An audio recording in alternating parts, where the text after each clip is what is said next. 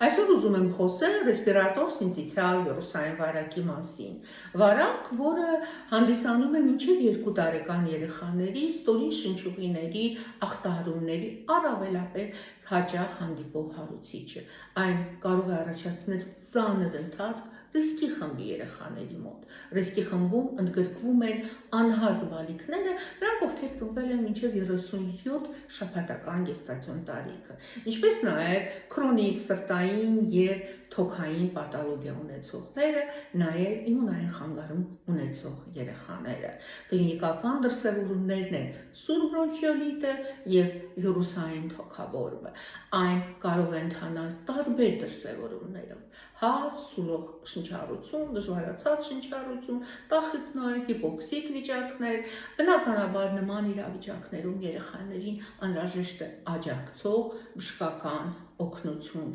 սակայն